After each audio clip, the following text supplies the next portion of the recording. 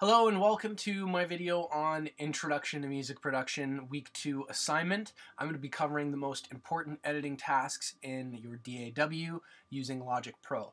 The first one is trim.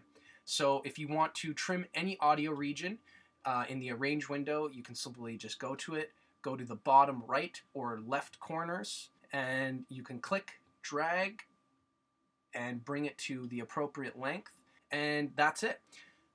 For separate, you can go up to the menu in the top right corner here and select the scissor tool. I personally like the shortcuts on the keyboard, so I hit escape and it's actually number 5, or you can select it from the menu here. It is handy to learn these different numbers for the different respective tools so that you can just hit escape and whichever tool you need. So in this case, we're going to select the scissor tool and we're going to click within the region where we want to separate, and that's it. To crossfade, if you want to do that, so let's say we wanted to crossfade these two regions here, we can again go up to the top right corner here and select the fade tool, but we're going to do the escape 0 to do the keyboard shortcut, and right in the middle here we want to do our crossfade. We're just going to click, hold, and release. To merge, if we wanted to merge these two audio regions that we just did a crossfade on, we just quickly click, drag, and select both regions. Just right click and select merge. And you will want to hit create. And there you go. Now inside the grid, if you want to lock up to the grid when you're moving audio regions or making cuts or doing changes within the Arrange window, there is a menu up to the top right corner here that says snap. This will determine where you snap to on the grid, what value. To cycle, which would be like a loop feature, you select whichever region you'd like and quickly cycle a particular region. Once it's been selected, you can hit set locators,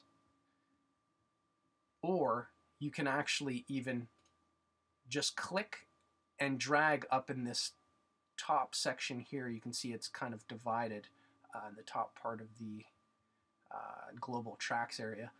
You can click and drag. Click and drag.